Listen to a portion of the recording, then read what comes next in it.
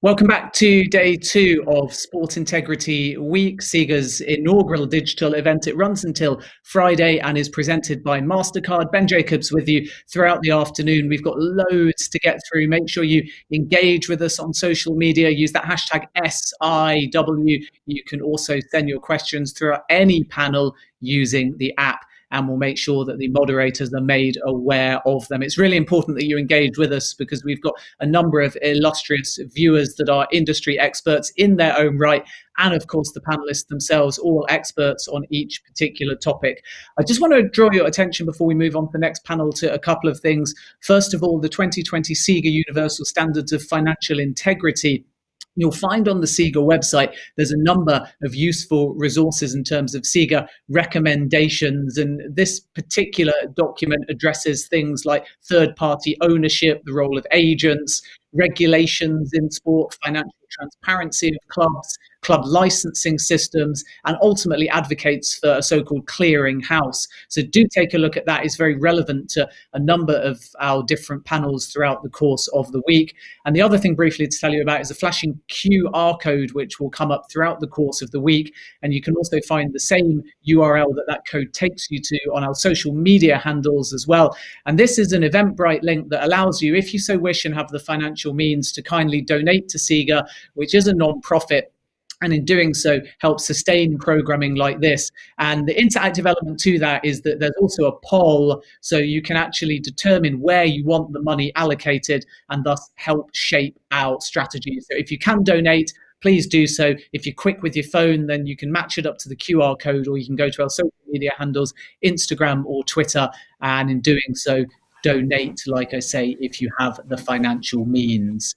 Right, let's move on to our next panel now. And broadly speaking, this has a topic of how can women play a crucial role in the governance of South African sport. We've seen actually a lot of strong female representation in the boardroom over the past few years, and some of those women are part of our next panel. Our moderator is Pamela Sera, the section head for sport and recreation management at Tshwane University of Technology. Tshwane has an interesting pronunciation. I think I've got that right, Pamela. I only learnt the correct pronunciation about 30 seconds ago, so you can score me out of 10 on that, and I'll hand it over to you. A very good afternoon. Thank you so much. Yes, let's leave the scores out of it for now, right? Welcome, Stage Africa. Good morning, good afternoon, and to those in the eastern parts of the globe, good evening. I do hope you're all as excited as I am to be sharing this platform with amazing women and amazing gentlemen. And although before we start, I just want to get your curiosity going here. Did you notice the wordplay of the King Protea within the title of this session? And if you have, why are we using it with this backdrop of governance and sports integrity? So to answer this question, I'm quickly going to take about 2 minutes, and I want to introduce you to the King Protea to you. The King Protea, or otherwise known as the honeypot, because it's laden with nectar.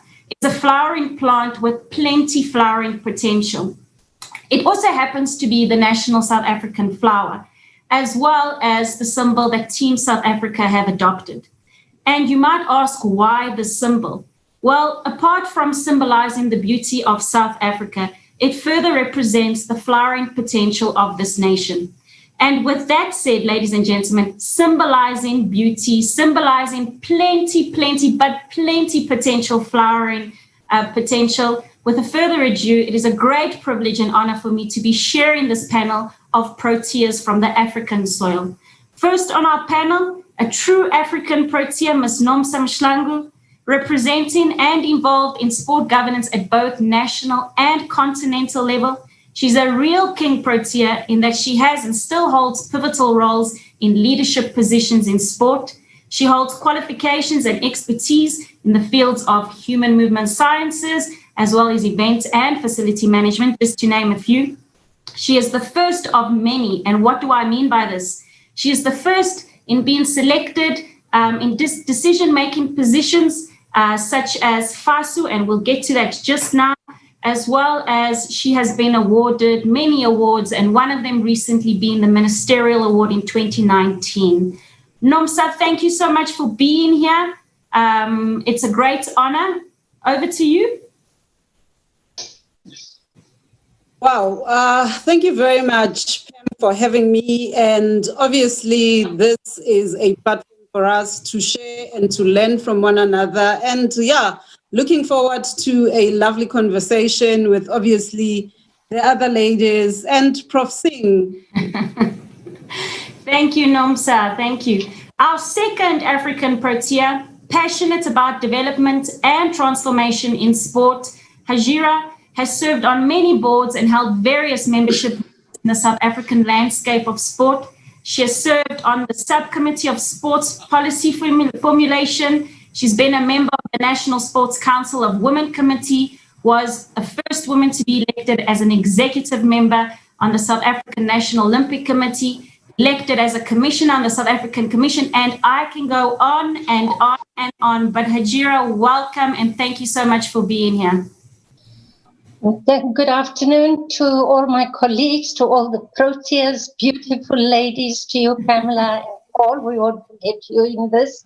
Thank you very, very much. I'm actually very honored to be sharing this platform with all of you and looking forward to the conversation we're going to have. Thank you. Awesome. Thank you so much, Hajira.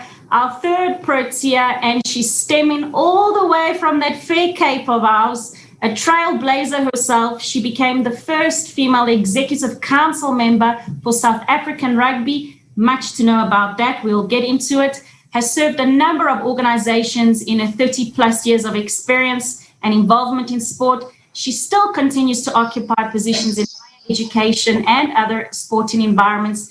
Ilam possesses qualifications in both business administration and holds a master's degree in sport management. Her key interests are business management, leadership, governance, commercialization, media, and communication. Quite an all-rounder there, Ilam. Welcome. Thank you, Pamela, and good afternoon and good evening to our participants. I really look forward to this conversation. And I'd like to add, Pamela, that the King Protea also represents change and transformation across all cultures. So yes, this should be a very interesting conversation, especially when we're going to dig deep into the issues of governance and leadership. Thank you very much for the invitation to SIGA. Definitely. Thanks, Ilam. And we'll definitely be elaborating on that concept with Professor Singh just now. But going back to the Protea, did you all know that the Protea requires sun, heat, and extremely well-drained soil? And I know that someone is probably thinking that I'm forgetting about him, but Prof, I haven't forgotten about you. You are the fundamental structure as the soil, the sun, and the heat for the Protea. Your support structure has always been there. So least but not Professor Paul Singh, I hope you are not feeling left out, as I said, Prof, but indeed, you are the support structure. You have been for many years through your higher education roles, your industry roles in government, in corporate, as a consultant as well, through your research. So welcome, Prof. You are truly the power of sport. You have truly utilized the power of sport to facilitate upliftment, empowerment, and social change. Thank you for being here and for being our only King Protea. Thank you, Pam. Good afternoon, good day to everybody. I'm really looking forward to this dialogue on governance in sport. And in short, since we're talking about integrity in this week, governance of sport across the globe and across our continent of Africa and in South Africa, I want to say, as the thorn amongst the roses, that I'm here to prick your conscience. I want to really see and appeal to you at the level of your conscience, whether you are really taking governance seriously, whether you're really alert to and aware of the various issues, the various challenges we experience in the governance of sport. So I look forward to engaging with our audience today. Right, thank you, Prof. So Prof has already started. He's actually dived into that nectar of that protea. And with further ado, although we reside all in South Africa, I think it's really important to also get a feel of stage Africa, the African continent. And to do this, to start this whole session off really into that nectar that I mentioned, I think it's best to focus and to direct maybe my first set of concept or questions. Professor Singh, you are the king expert of governance, of leadership, business management. We've mentioned a lot of your expertise in your fields. Could you please break this concept of governance down for us? Because it is huge. What can you tell us about this concept? Thank you, Pam. I'm going to share my screen with you. So I trust you can see my screen. Pam, is the screen visible? Yes, thank you. We can see it, yes. Okay, thank you. So you've already mentioned some things about the protea. Where I would like to start is that the protea adapts and flourishes in harsh environments. So it's not the environment that defines you as a person in sport. You define the environment, which is very important. So the protea is a very resilient flower. And as a leader in sport, as a person who stands for integrity in sport, who believes in governance, I would say you also have to be resilient. So all I would appeal to our listeners is to be a visionary leader in sport and society. You've got to have a vision if you believe in good governance. So I'm going to then, to say that corporate governance may be seen as a wild ride, but compliance puts you back in the saddle. So you've got to take the reins, adopt the King 4, and stand out from the crowd. You have to be remarkable. And here I think of an African proverb. This proverb says, if you can't stand for anything, you will stand for everything. So if you can't stand for something, you will stand for everything. Something is going to overtake you. And in this regard, I want to say that I've always believed in good governance, in integrity of sport. In this regard, having worked across all sectors of sport, including a federation where I've been a high-performance athlete and an administrator previously in our country, to understand and deal with issues of corruption, to deal with issues of bad governance and non-compliance with policies and legislation and expectations of society at large, I would say my motto has been, so you have to be incorruptible. You have to say to yourself, to be incorruptible, you need a built-in, foolproof crap detector. You have to detect, you have to be aware, and you have to detect these things before they happen. And this is why this is important when we speak about governance, that we lead, we foresee. So when you look at an elephant, it harnesses its strength, wisdom, and intelligence. So the governing body must provide strategic direction, much like an elephant, which represents status and power. It it brings its herd under control and also chooses the direction that the herd moves in and the pace at which it moves. So the elephant has much to teach us about leadership. And here I will just quote that we all have a responsibility to be good corporate citizens by governing our organizations in a way that supports the establishment of an ethical culture, leading with integrity, and being socially responsible. We encourage our continued existence. And in this regard also, I would like to show you the quote by Nelson Mandela, that action with vision is just a passing of time. Vision without action is just about dreaming, but vision with action is what is required to change the world. All right, thank you, Prof.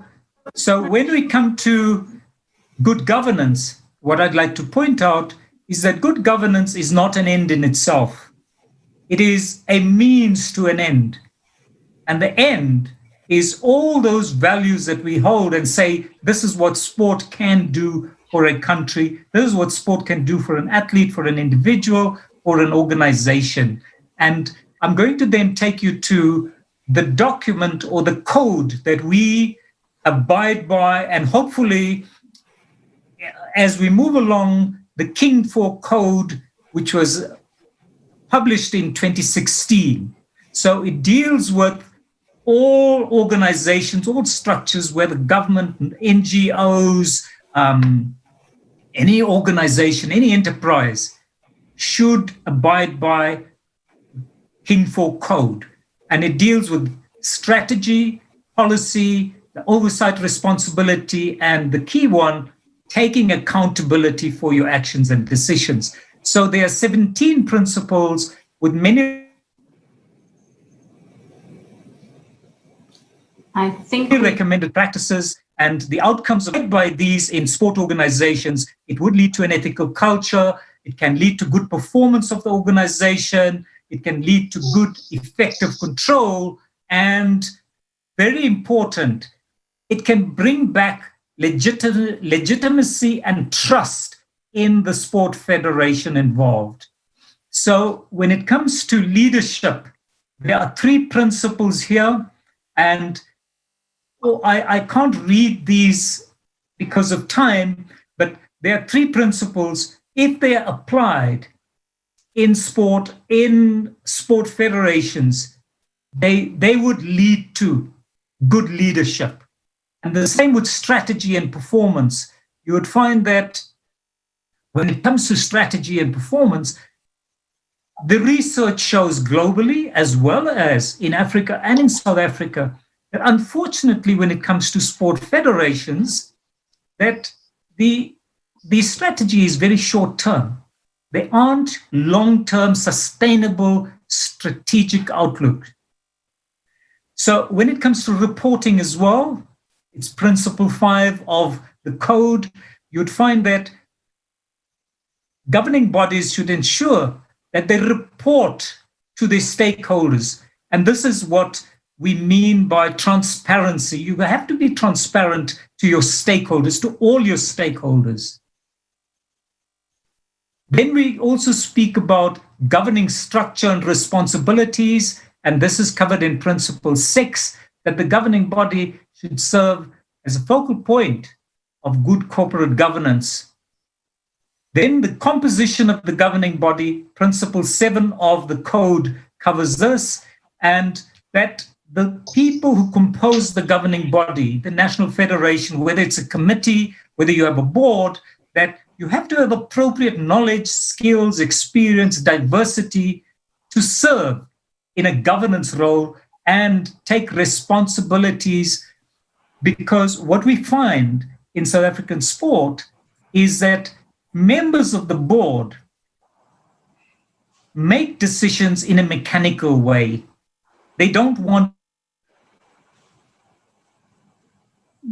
to take responsibility for their decisions. So I say you have to be accountable for all your decisions. And then committees of the governing body, yes, all of them have to independently assist with the issues of balancing the power and the effectiveness in satisfying the duties of the committee or the board. The Principle 9 attaches to the responsibility of evaluation of the performance of the governing body. And the governing body, what this principle says, should ensure that evaluates its performance, it measures its performance. And in order to do that, you need to set clear indicators as to what measures you're going to use to measure your performance of the board or the committee. Then Principle 10 speaks to appointments and delegation to management. Again, we have to make sure that the people that are appointed and delegated in terms of management responsibilities, that they're able to contribute to the effective exercise of authority and responsibility. And each one of these principles breaks down into much more detail into the practicalities. So what we're speaking about here is ensuring that there is a division of responsibilities, this division of duties. Then risk governance. The governing body should govern risk within the organization in the setting and achieve its strategic objectives. Very often we find that in sport, the organizations do not even have a risk management plan. And sport, by its very nature, has severe risks, has several risks. Then Principle 12 speaks to issues of technology and information governance, and how does technology govern and assist us? And I would say that in Industry 4, fast approaching Industry 5, we've got to embrace technology. We've got to move forward in terms of governance of our sport. Then compliance governance, Principle 13, that we should govern compliance in relation to the laws, the rules, the regulations. And I would say in South Africa, we have sufficient policy that relates to governance in sport.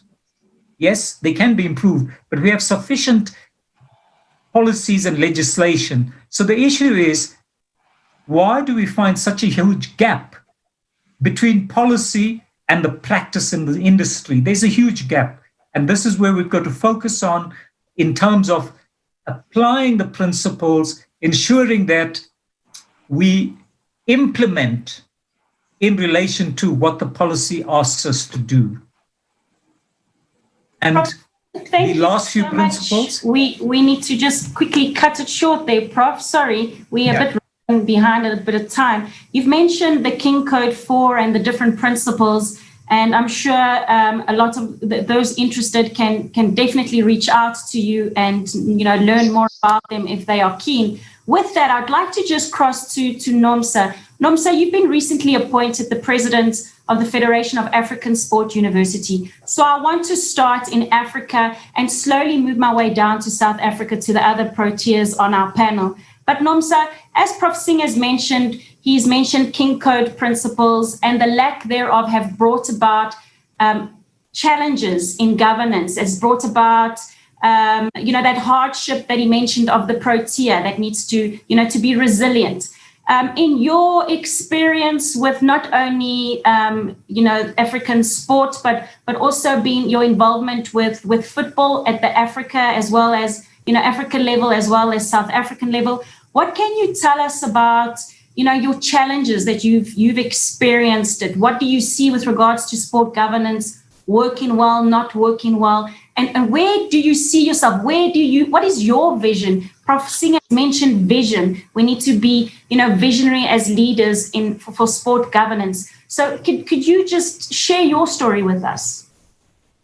Well, yeah, thanks, Pam. And I think obviously for me, the most important thing is, why do we get involved? Why one wants to serve? Because as soon as you answer that, you will then be able to understand the challenges that we tend to face, not only in the African continent, but globally, because I think a lot of people get involved in organizations for wrong reasons. And in my journey, I've met a whole lot of people that are in organizations, not because they want to serve, no, they want to make a difference, but they are there for the benefits for themselves. So that is where it all goes wrong. But I think key to everything that happens within a board, and particularly for sport, one, when one has to get involved, you need to be accountable. And being accountable means you account to the people that obviously have given you the power to lead them. But what I have found is that we tend to worship leaders instead of making leaders account and serve the people in terms of why they have been elected. Something that also lacks is transparency. A lot of federations would have discussions, but they are not transparent enough to say, we are doing X, Y, and Z, and these are the reasons. And again, Singh spoke about responsibility. We need to take responsibility of the actions and the decisions that we have made. And above all of it, we need to have integrity in the things we have done and the things that we are supposed to do. Now, you've asked, what is my vision? My vision for Africa university sport particularly is to be a breeding ground for future stars for the continent. For the longest time, we've seen talent leaving Africa to go to other continents because there are no tangible benefits for them. And it is my opinion and belief that universities are a generator of knowledge, and that they also have a responsibility of investing in sport, but also educating our people about sport. Prof spoke about technology in King 4. Now, it means as universities, it is our responsibility to bring the entire continent to the understanding that technology has a place in sport. And it is important for our coaches to also embrace technology. And I think something that the continent for the longest time has ignored is the role that women can play in leadership, because I grew up, there was a saying that says, when you educate a woman, you educate a nation. And again, when you give women an opportunity to lead, when they lead, it is all about being motherly in the entire process. Instead of leaders, we come on and become mothers to everyone around us. Thank you, Nomsa. That's very powerful. Leaders, but mothers. That talks straight to Prof Singh's African proverb, in that you need to stand for something. If you don't stand for something, otherwise you stand for everything. And I think you hit the nail on the head. With regards, you mentioned transformation and change. And I want to bring the conversation to you, Hajira. You have so much experience, rich experience of transformation. You've played a pivotal role in the transformation of South African sports with all the boards that you've been also involved with. What is your take with where we've come, where we are, and where are we going? Thank you, Pamela. I want to start from where we've come. We were on the right path for a while, and I think we just lost that path of who we are, accountability, transparency, and the lack of interest. You know, one can define what is sports integrity. It means different things to different people. And that is what is so sad, because you lose it in a boardroom. I've been in many boardrooms. It's a tough place to be. You get shouted down as a woman. But I think what Nomsa has alluded to, that being a woman, being the mother, you're sort of so resilient that you listen and you try and calm the situation down by encouraging your colleagues, your peers that are there with you to take responsibility for their actions. We lost our way from 2000 2012, there was some sort of accountability, integrity in organizations, and I'm talking generally here, but in important organization that has been established that is a key to our high performance athletes. We tend to forget that why we are in sports, not for ourselves, but we have for the purpose of providing the best possible platform or playing field for our athletes competing at international level. And I think we've lost that focus. We've lost that focus. Athletes have become professional, which is correct, to earn their living. But as administrators, we have lost the plot. We've become so engrossed in who serves where, what do they do, that we've lost the plot from why we are involved in sports. My history is a long one. I come from a federation, and I'd like to talk briefly on that, of table tennis. Table tennis has always been one of the national federations that was never kicked out from the international federation. We kept our membership, and we were the only federation with darts South Africa that still enjoyed international recognition. Everybody else was kicked out. When we got back to the table for unification, we could dictate the terms of our unification. We didn't change our name. We were known as the South African Table Tennis Board, and we still retained that. The established side that came and united with us, they had to accept the name. So I come from a federation that ethos was non-racialism, non-sexism. We weren't dictated by you need to come to an agreement of how you're going to run your sport after unification after 1994. We had very clear principles, governance of how South African Table Tennis Board will be managed. And that's where we are. And it's been like that, totally transparent, but very important that my male counterparts have actually encouraged the women in our structures to be nominated.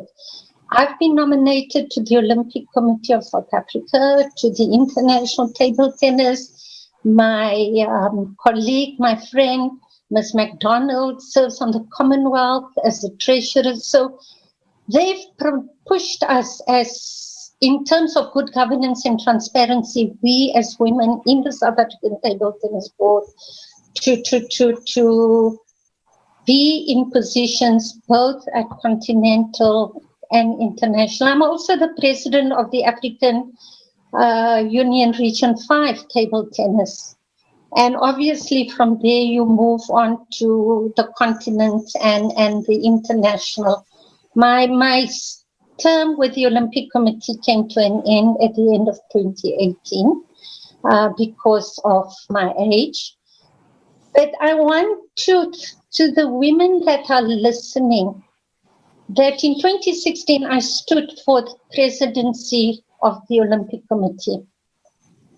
And I want to, when I stood, a few of my friends asked me, you'll be finishing off in 2 years' time. Why do you want to stand for the president of SASPA? And I said, for one reason only, I want to demonstrate to other women that they can do it. If I can do it, they can do it. And I stood for that position. I didn't win it, but I must also say I didn't lose miserably like some of the people that were nominated to the board had probably 10 or 12 votes. I was short of about 20, 25 votes out of all those votes. So I want us, I'm not going to be there, but I'm still very much involved in my sport. I'm mentoring the young ones that take your cue, be accountable, be transparent, share, be honest in a boardroom. And I need to say this, that from 2016, the Olympic Committee that was elected to lost its way. It was very, very, very difficult period. Between 2016 and 2018, I said to my president of table tennis, I think I need to get out of here. And he said to me, no, you can't, you've got to complete your term. And I did that, but it was very, very challenging. And some of us didn't have a choice but to report what was going on in terms of governance, accountability, transparency, all of that to higher authority in our country. It's not in a very good position at the moment, the Olympic Committee, SASCOC. But I think whatever is going to happen, the future of SASCOC is in the hands of our athletes, of administrators. We need to address transformation. I'm coming back to transformation, about the involvement of women. We don't have to pass a constitutional amendment to say your position of first vice president or second vice president has to be a woman. We shouldn't be doing these things. They should be elected because women are capable and they can do the job just as well as anybody else. So I'm hoping that the future of the Olympic movement in our country is going to focus on the athletes. It's going to operate with transparency, accountability, implement policies, processes that has been adopted. And I think our athletes will have a very, very good, will have very good support for 2021 Olympics in Tokyo. That is all dependent on who is going to be the new leadership of our Olympic movement. Thank you. Thank you, Hajira. Thank you so much for those words of experience and wisdom. And you mentioned something about the possible future of our Olympic Committee or the new administrators, the new who really have that passion and want to serve the game, and similarly to what Nomsa mentioned. And with that, with athletes in South Africa predominantly, we have our athletes that stem from our universities. And this brings me to Elam, it brings me to you. You've served as the president of South African University, a position now that Nomsa has now as well.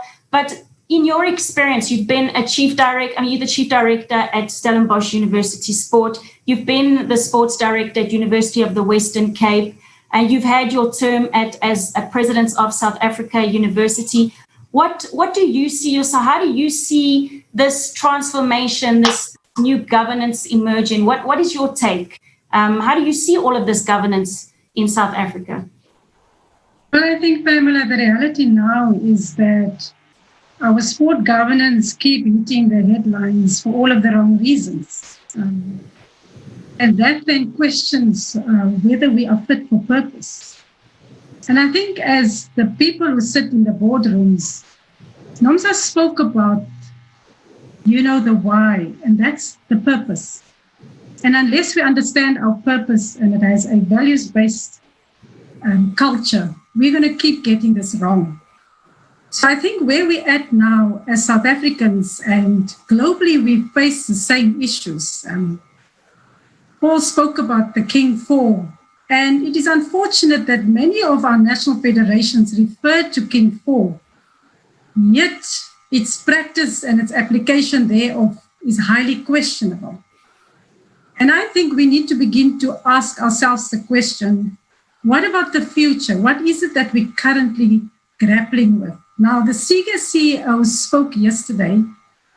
When I attended the session on the 2030 vision, he said the following: leadership shows during times of difficulty, not when everything is going well. He made a further comment to say, when are we going to move to a position of name and fame versus name and shame. And I think Hajira has been involved in our Olympic structure for a very long time. It is an extremely difficult space where we act currently as South Africans. It is bad. Our boardrooms are filled with challenges that in many ways whatsoever, I think we are so consumed of finding quick fix solutions instead of going to the core. Now, King speaks about the four key issues that Prof. Singh also mentioned to us. But you can have a policy, you can have a strategy, you can have oversight, you can have ways of keeping people accountable. But if accountability does not result in actions that make specifically our generation of today understand that we understand that they are impatient, because now they are questioning that very same autonomy or oversight role that we believe we have in the boardroom. We've had issues of match fixing, people not being held accountable, issues around identity. We've seen the Black Lives Matter movement speaks about the social aspects, the social issues that we're dealing with, the issue of technology and how social media now gives the power to our athletes. And for those of us who sit in the boardroom, we shouldn't be arrogant and naive to think that it's not going to happen. It's happening already. Our athletes are tired, our coaches are tired, and they're asking us, what are you doing in the boardrooms if you're not listening to us? And I think, Pamela, the issue of tighter controls around funds keeps on coming up. We must remember that this is not our money. So we're talking about public funds. So it's not just athletes and coaches. The whole public is now screaming at us and saying enough is enough. There's a call for justification. I want to call it justification for those of us who keep on taking up the boardroom spaces. And Nomsa spoke at length about, when you as a leader decide to become involved, understand why you want to do this. Now, I think a lot of people don't give university sport the acknowledgement, but I think there's a recipe of success that certainly we can draw from in university sport. I don't think that we've ever had major challenges in identifying both genders to take up responsibility. And people must attend the university sport meetings. I thought my colleague Nomsa was going to say this.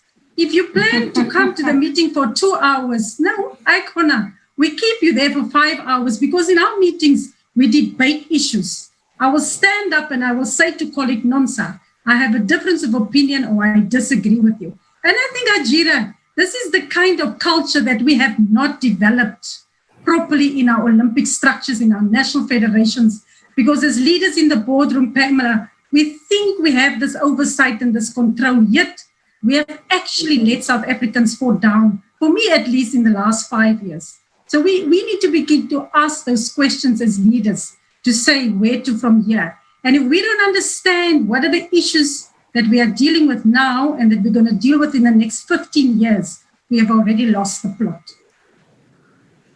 Thank you, Ilam. Very strong, powerful views there, much needed, I think, as well. We're running a little bit short with time, and I just want to, move our attention to some of the questions that are coming in. And some of the questions that have come in, one of them is, how can SIGA, as an organization, enhance standards in Africa?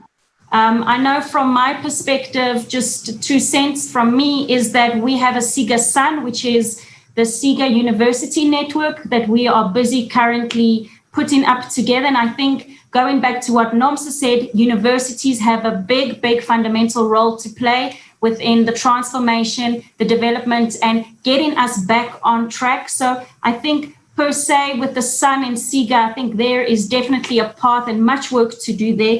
But some very interesting questions here, and the one obviously cannot not include 2010, our African World Cup. Nomsa, to you, but maybe to the rest of the panel, a question from Jonathan Booker, Sporting Director at Current Sports and Media. He asks, 2010 FIFA World Cup generated much hope and excitement for sports development and creating a legacy. What were the most valuable lessons learned from both the country and for the continent and for the future? I think for me personally, it was you never move your deadlines, but you move yourself to meet your deadlines, because opening was not going to be changed, not for anyone, not for anything.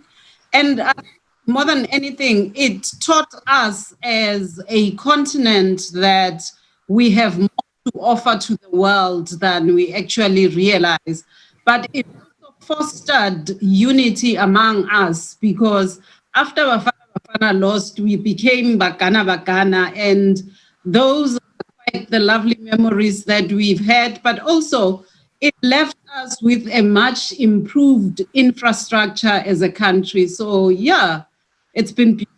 And I think out of 2010, we are still continuing to grow and improve as a country.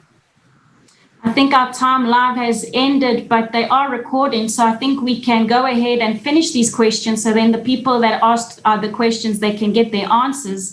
Another question that I have here is, how can one be part of a mentorship program or have regular contact or be groomed or sharpened in managerial positions in South Africa, specifically in our sporting organization? And this comes from Chanel Mayer. She's an academic at one of our higher education institutions.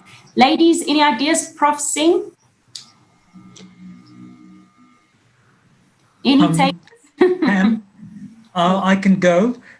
So if we just look at it at a very fundamental level, we are talking about integrity, we're speaking about governance in sport.